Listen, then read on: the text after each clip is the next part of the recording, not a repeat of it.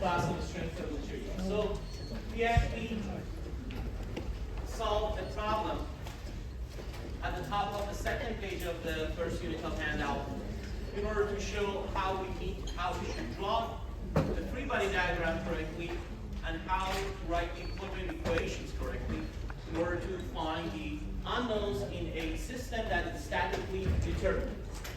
Then we started to talk about calculation of some geometry parameters and geometry properties of areas.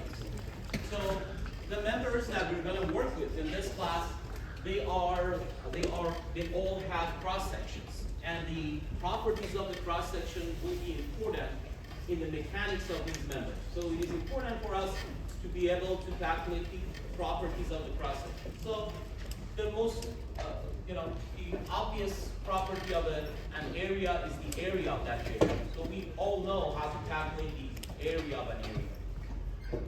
We also discussed how to calculate the location of centroid.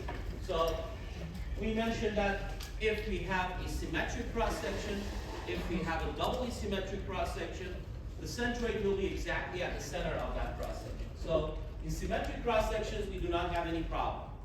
But in cross-sections like this T-shape over here, where we have only one axis of symmetry, or in some cross-sections that we do not have any axis of symmetry, we need to be able to find the location of the centroid of the cross-section. So we try to actually show it with this, for this T-shape.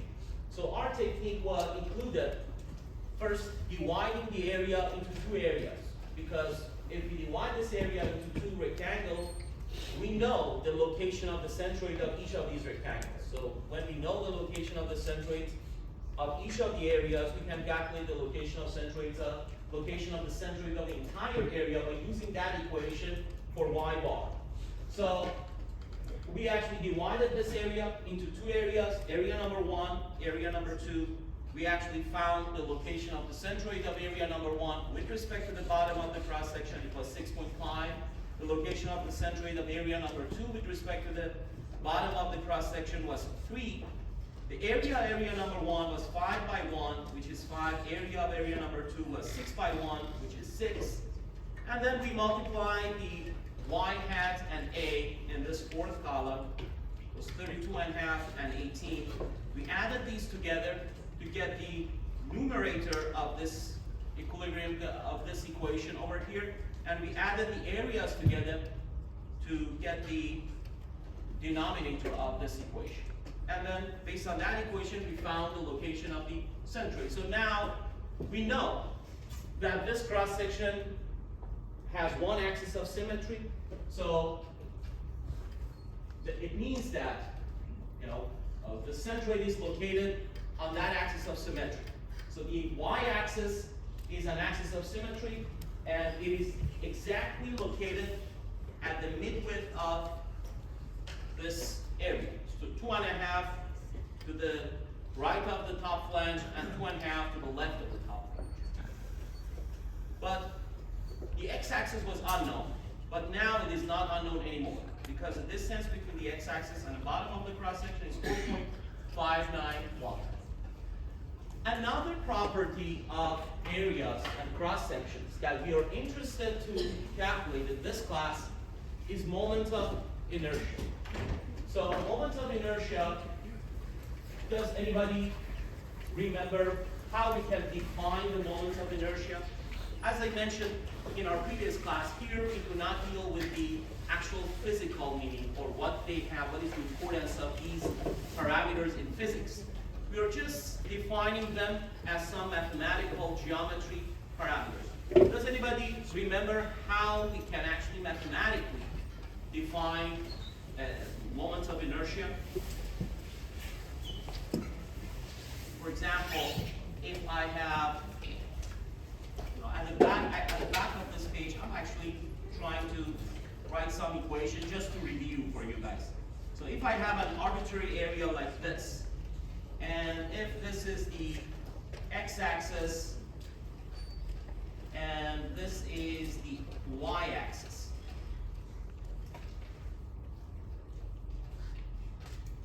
And could you please help me to write an equation for moment of inertia of this arbitrary area about the x-axis. What is that equation? That equation is integral of y squared dA over the entire area. Similarly, we can say moment of inertia about the y-axis is going to be integral of x squared dA over the entire area. So we can also calculate polar moment of inertia, which is ix plus iy, or integral of r squared dA over the entire cross-section. So if we use these equations for a rectangular shape, for a rectangle like this, that has a width of b and height of h.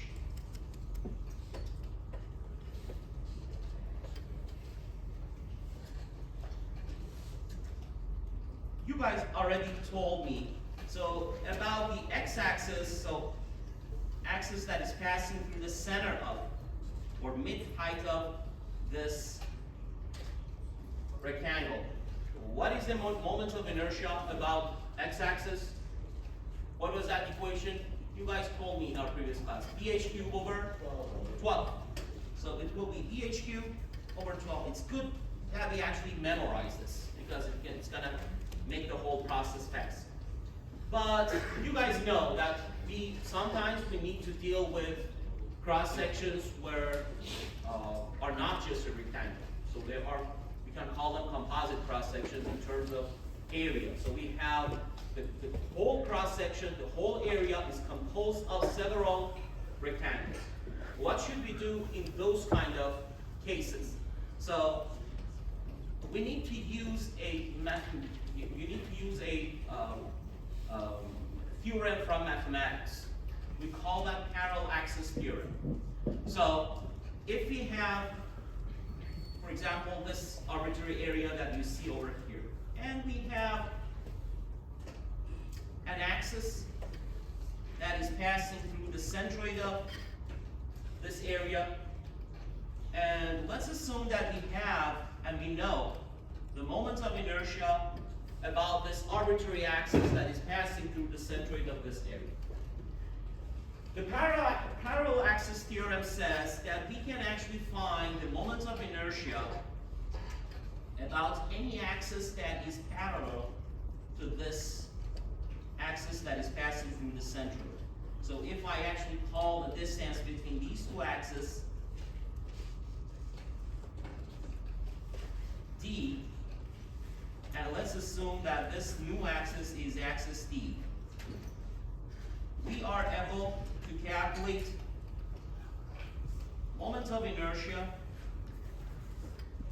about the d-axis as a function of moment of inertia about the axis that is passing through the centroid. Could you please tell me how can I complete this equation according to parallel axis theorem? Perfect. Who said that? AD squared, right? AD squared. So I just need to, if the area of this area is A, I just need to multiply A by B squared. So this one is moment of inertia. So this I bar, let me just first write the definition of this. This is moment of inertia about an axis passing through the centroid. This is moment of inertia of interest. This is moment of inertia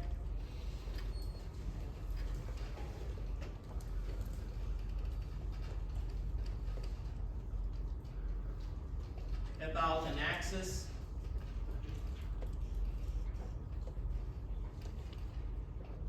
that is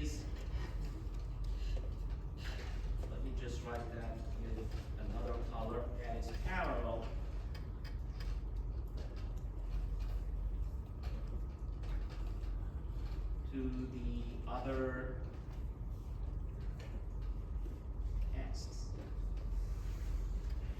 So if we have the first one, we can calculate this second one. And it's going to be extremely helpful in many problems, because many of our problems are composed of some rectangles, and we know the moments of inertia of any rectangle about an axis that is passing through the center. It's bh cubed over 12. So we have that bh cubed over 12, and we can calculate the area of a rectangle easily. It's just b times h. We just need to select this d correctly in order to calculate the moments of inertia of that area about the axis that is passing through the centroid of the entire section, for example.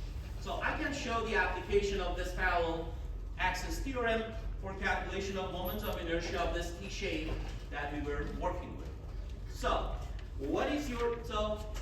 this problem is asking, find the moments of inertia about x-axis. And x-axis is the axis that is passing through the centroid. Later, when we discuss the mechanics of beams, you will see that this is going to be extremely important, because we need that I, we need that moment of inertia in order to calculate, in order to actually quantify the mechanics of beams. So, what should I do? I want to calculate the moments of inertia of this T beam about x-axis. What should I do? What is your suggestion?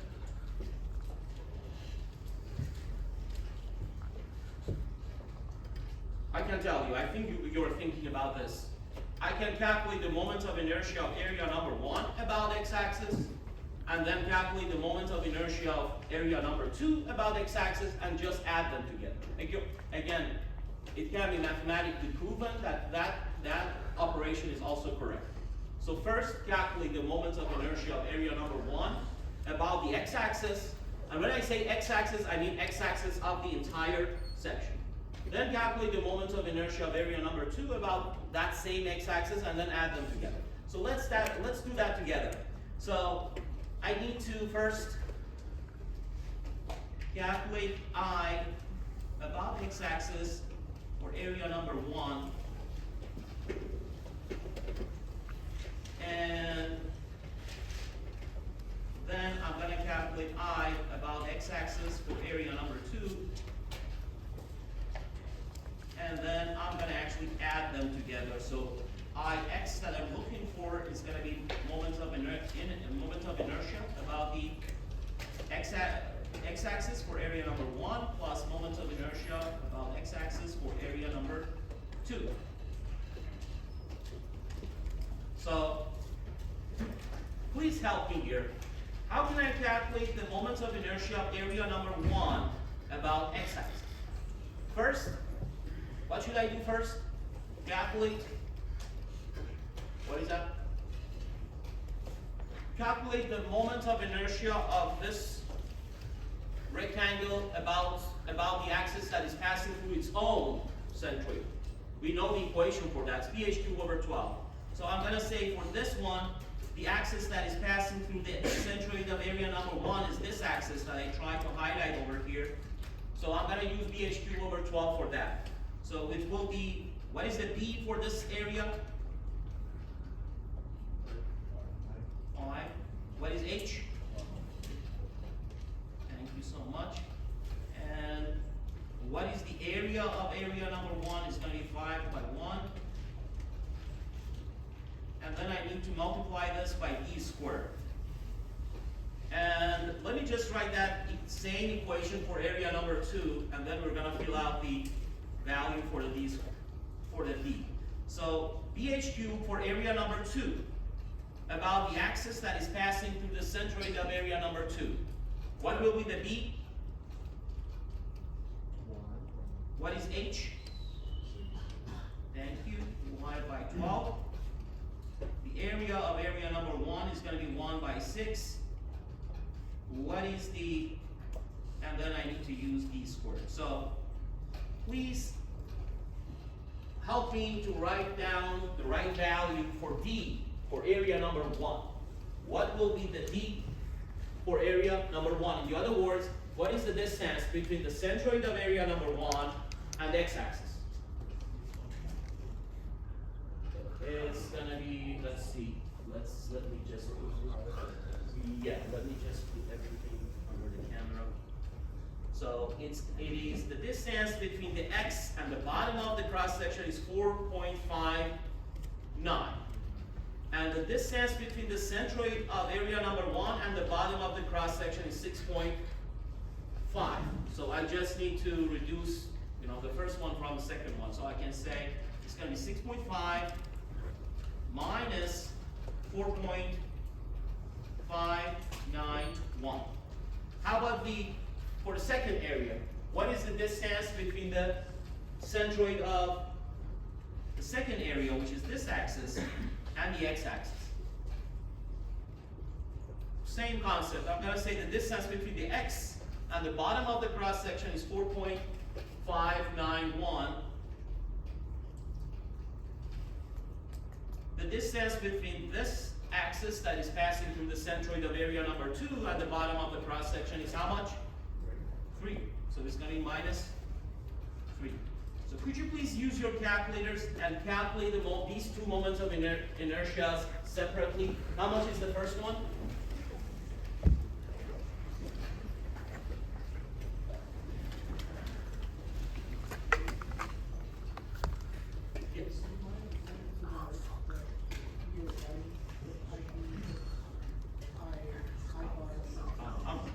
Let me just write down these numbers on the yes. Will the value of t ever be negative? What is that? It's 5 times 1. If because it is taken to the power of 2, it's going to be always positive. But the answer is no, it is always positive. Doesn't matter actually. Yes. Perfect. Go ahead, please. Thank you so much. 18, I've got 18.64. What is the unit for moments of inertia? Inch to the power of 4. Inch to the power of 4, yes. And you repeat the value 4.591 minus 3? Here? Yeah. So I'm looking for the distance between let me just write it down. So I'm looking for this distance. You tell me, how can I find this distance?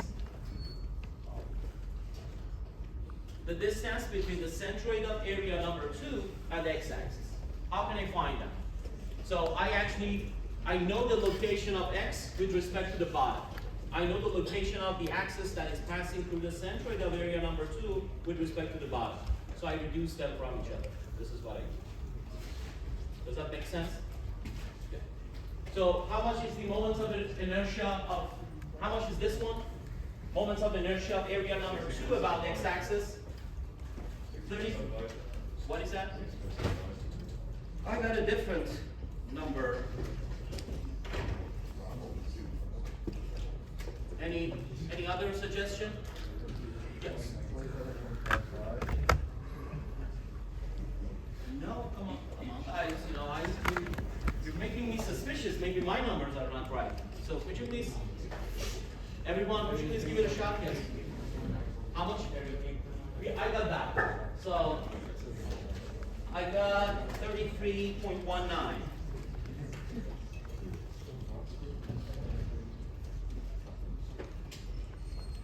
So, because we're calculating the moment of inertia of two areas about one single axis, I can add them together to get the moment of inertia of the entire area about that axis. So it's going to be 18.64 inch to the power of 4 plus 33.19. How much is the total? Thank you so much. 51.83 inch to the power of 4. So this is how we can calculate the moment of inertia for an area that is not for an area that is not just one single rectangle, for an area that is composed of more than one rectangle. So, any question? Any question about? Yes, go ahead. I guess the math for how So, look at this equation.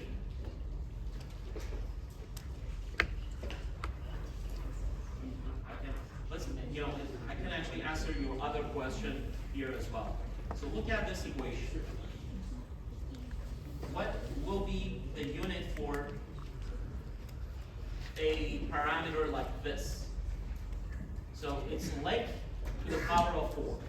So that's why it should be h to the power of 4. BHQ.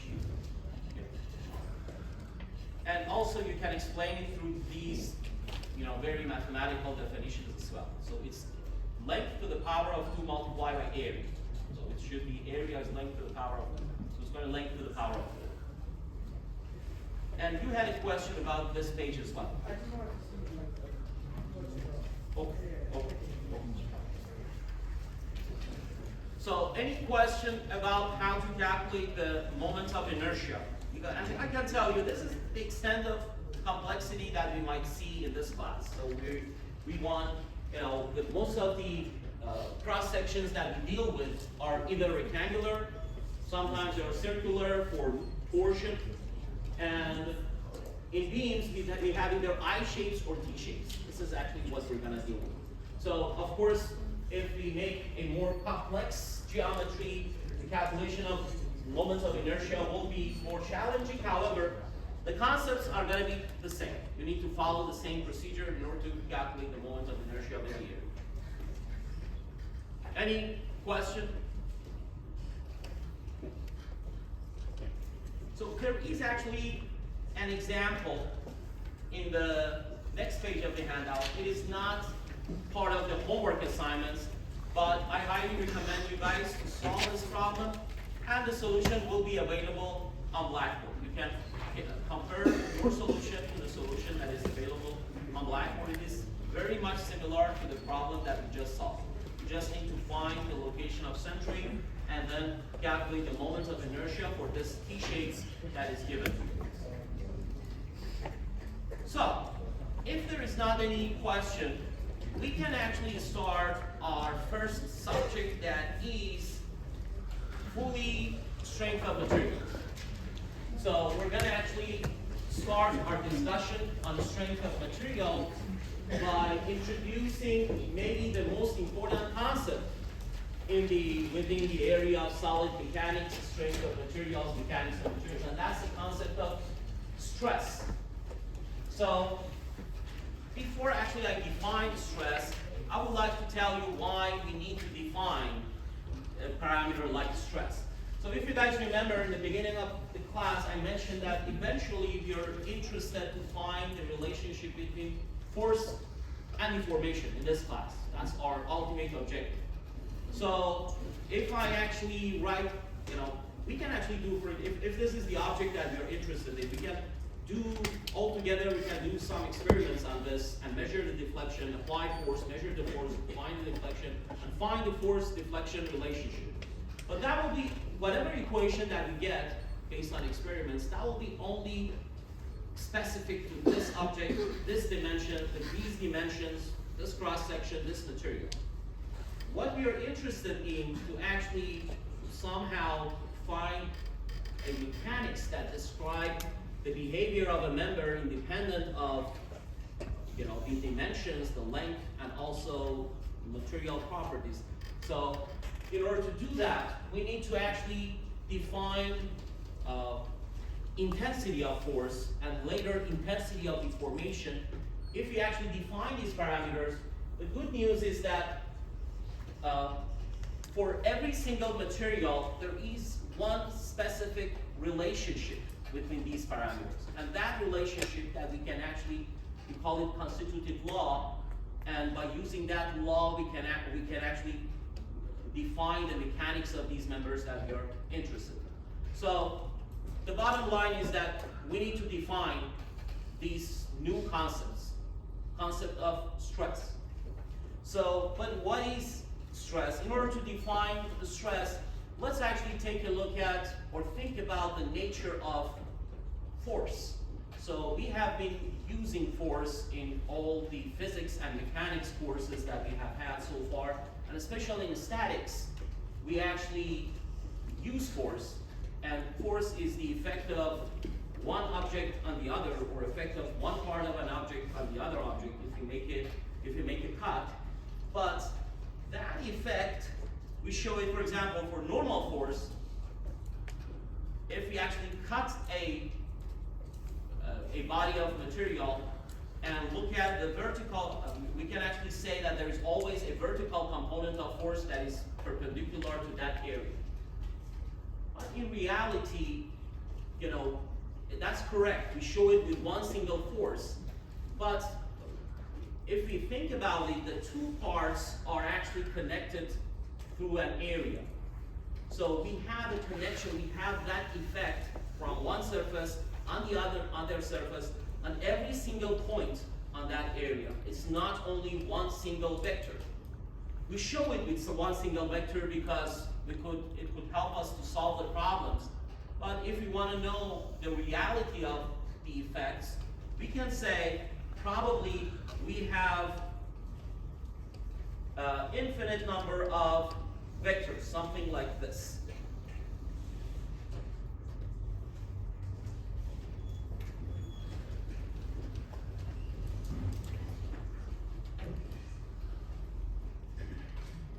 And this n that is shown over here is actual resultant of all these forces that is applied from the other part on this part. So let's assume that, you know, we have another part like this, and we have made a cut. Similarly, we can actually show the shear force as resultant of so many smaller component of forces that are parallel to the cross section. So let's have this fact in our mind that forces are actually the forces that we show on the surfaces as normal force, shear force. They are actually resultant of a lot of smaller forces.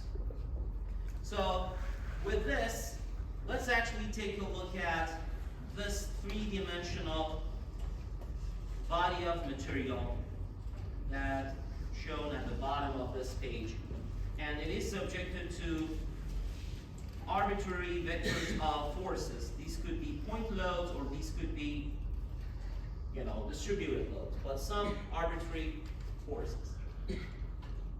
If I consider this cube in the middle, somewhere inside this three-dimensional body of material, and then I take this out,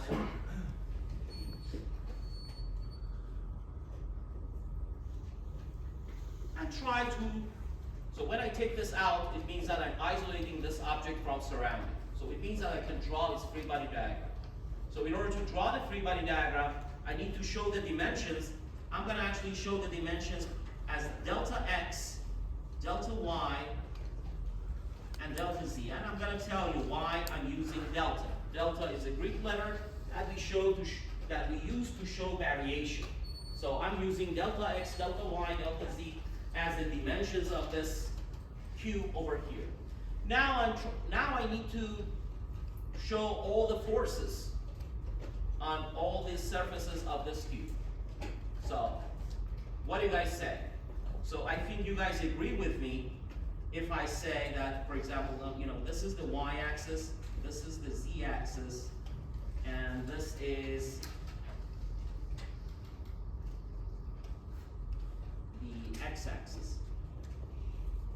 So I think you guys agree with me when I say that on every surface we have one component of normal force and two components of shear force or parallel forces. If I show these components, it means that any component of forces that we have on these surfaces can be resolved into these three components. So, for example, on the x-axis, I will have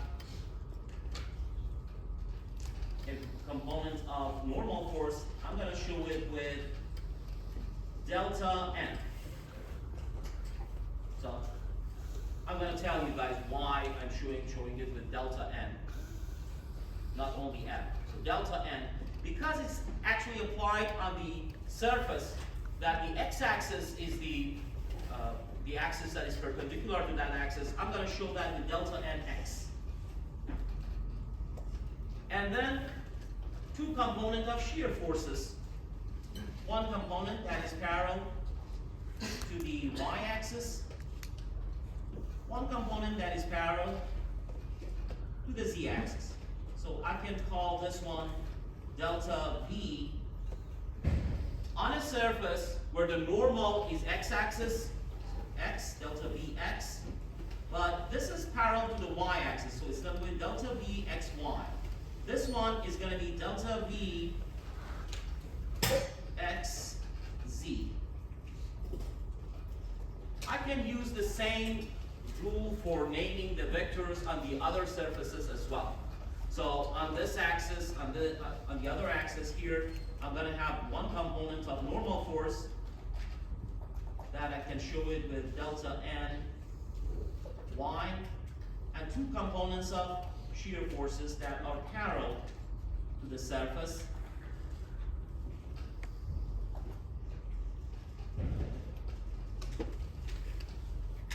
So this one is delta V for a surface where the normal is y, parallel to z, and delta V for a surface where normal is y, parallel to x. And same rule here. I'm going to have one component of normal force, delta n, that is on a surface where the normal is z, and two components of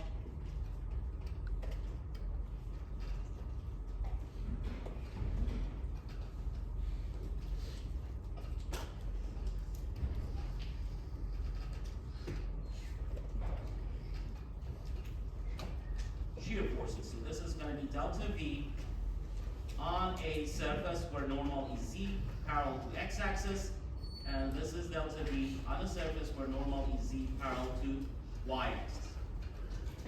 So 9 component of forces. We have 3 other surfaces. We can write similar vectors on those 3 surfaces, but when we use the equilibrium equations, it can be shown that those components are going to be identical to these 9 components. Yes? What the naming that should be for the other side? Would it be like, instead of having an x, It's going to be the same. look at the VCX? No, we can actually use, for example, whatever we can use, but it can be shown that they're going to be equal to the one on the other side when we use the equilibrium of forces and moments. So the other components are going to be identical to this. So far, we have not defined anything. So we just practice what we learned from statics, that these forces exist. These forces exist on an element, three-dimensional cube on every single surface of this cube. 9 components of 9 different components of forces. So the reason that I showed the dimensions with the letter, with the Greek letter delta, both dimensions and also forces, is that when we make this cube larger, these forces become larger. When I make this cube smaller, these forces become smaller and smaller and smaller. That's another factor. So that's why I show them with the letter. I included the letter delta in naming of these vectors as well. So now, let's have this in our mind. Let's go to the next page of the handout. And I'm going to define stress, the parameter that I mentioned that is very important for us in this class.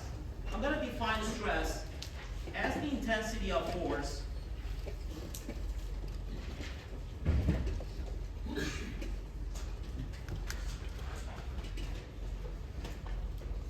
or force per unit area. So, when we say force on an area, we need to make it clear, a normal force or shear force. So we can actually define stress for both of these 2 types of forces.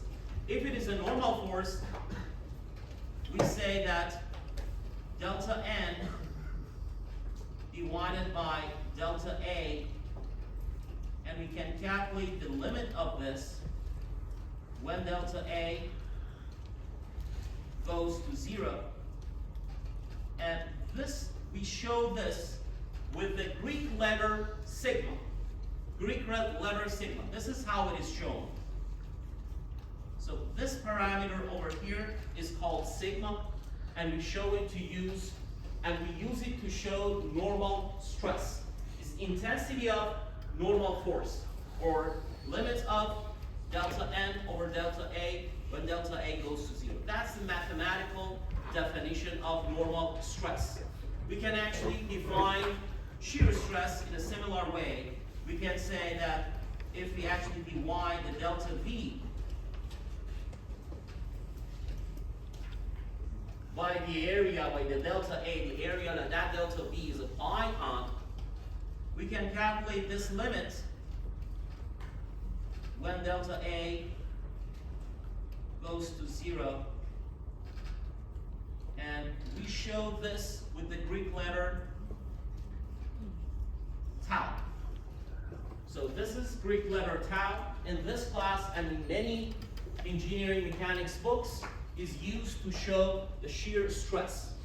Shear stress. Sigma is normal stress, tau is shear stress. And these are two Greek letters that we show, that we use to show the stresses. So it means that the previous cube, the cube in the previous page that we actually tried to draw the free body diagram for, when we make it very, very small, when we make it an infinitesimal cube, where the dimensions instead of delta x, delta y, delta z are dx,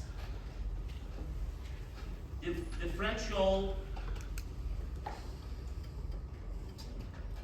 length and eventually differential element, it will be dx, dy, dz, and on these x-axis, y-axis, and z-axis,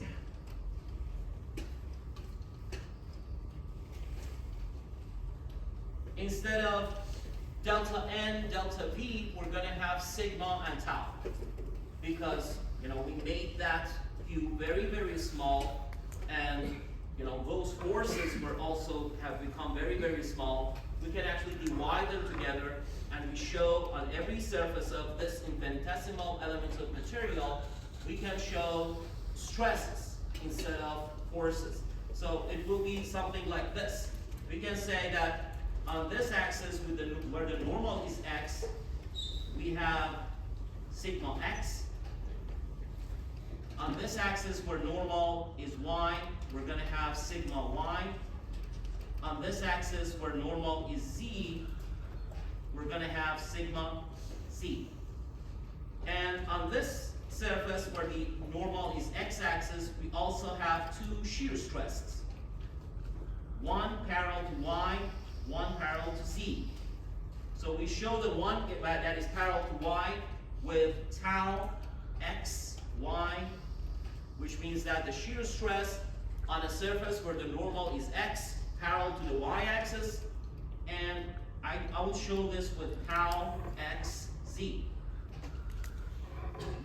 I can follow the same convention on the other surfaces as well. So I can say I'm going to have two components of shear stresses on a surface where the normal is y. So one of them is going to be tau y parallel to x, and then tau y parallel to z. And finally, on the surface where the normal is z,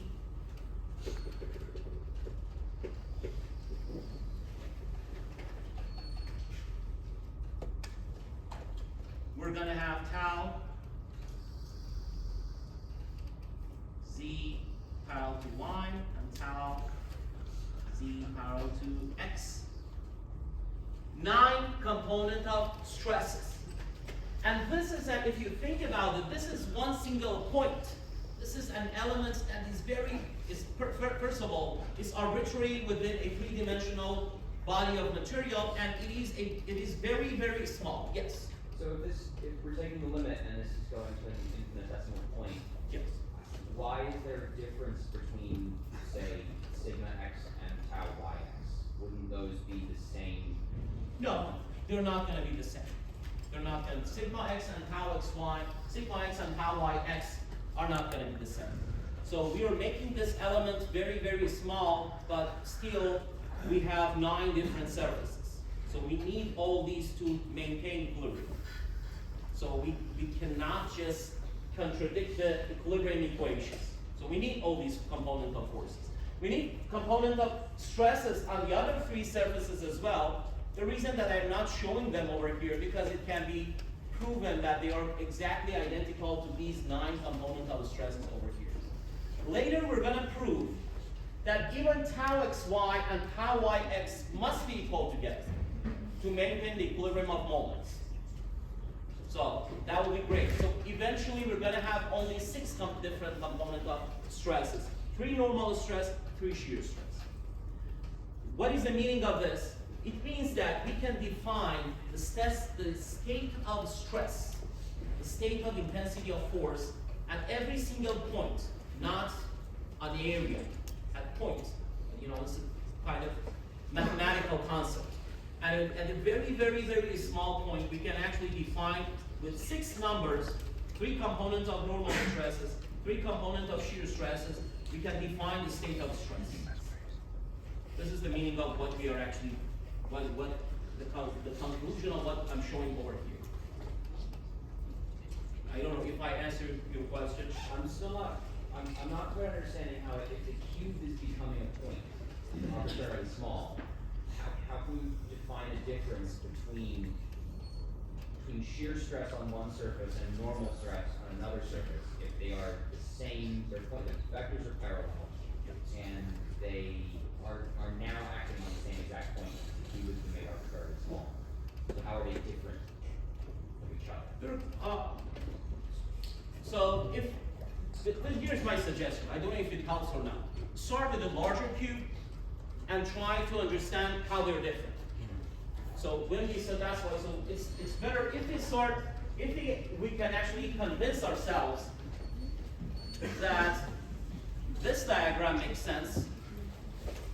If we can convince ourselves that this diagram makes sense, then to my opinion, the smaller version should make sense as well. So now that we can talk about this.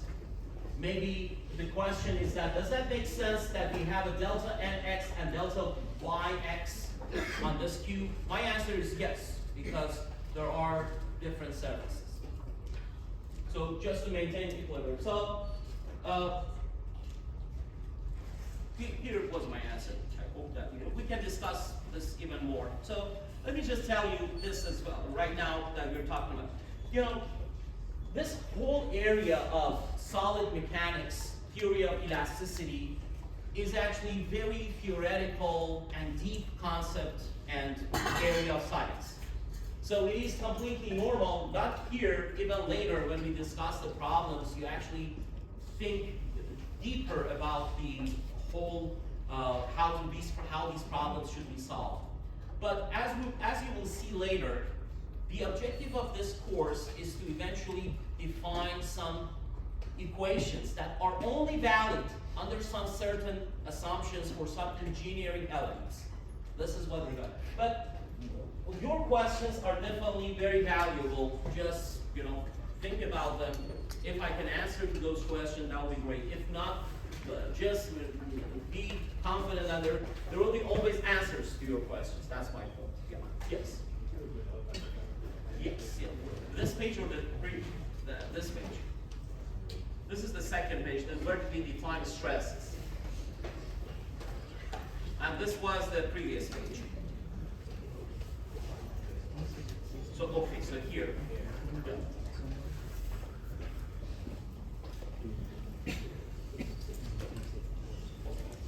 So, let me just highlight these 2 definitions.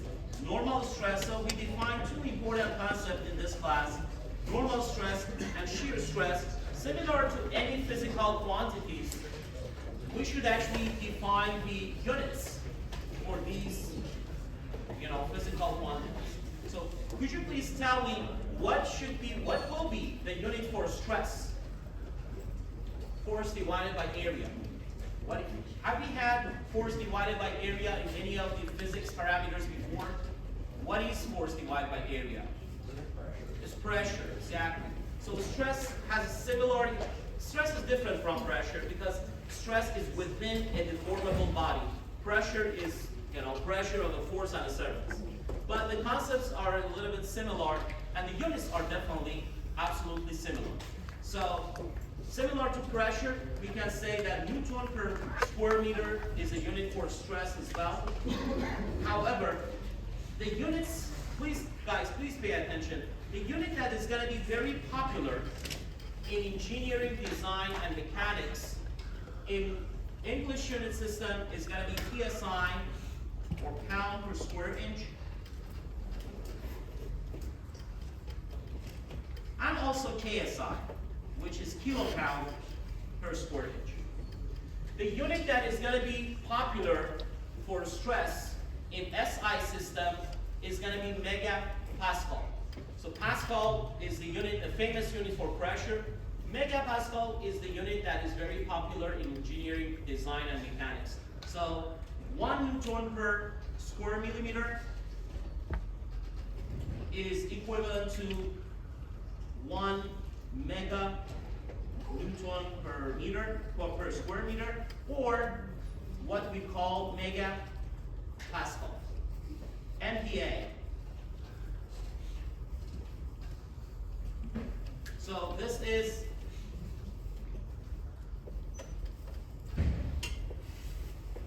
megapascal. And if you want to review what was 1 Pascal is 1 Newton per square meter. Show it with capital P, lowercase a. And 1 Newton per square, so we can actually convert the PSI and megapascal together. I will never ask you guys, give you a problem that you need to convert from SI system to an English system. That's not going to be any of our problems. But we might have problems that is fully working with MPa, or a problem that you guys need to fully work with PSI and KSI. So, but if you are curious how to convert them together, you can use Google, or you can use this equation, 1.45 times 10 to the power of minus 4, and also 1 PSI is going to be 6,900 Newton per square meter. These are the units. So the bottom line is that PSI, KSI, and MPa are the units that we're going to be most of the time work with. Sometimes we work with GPa, which is the gigapascal, which is actually 1,000 megapascal. Any questions for me? If not, thank you so much, guys, and have a great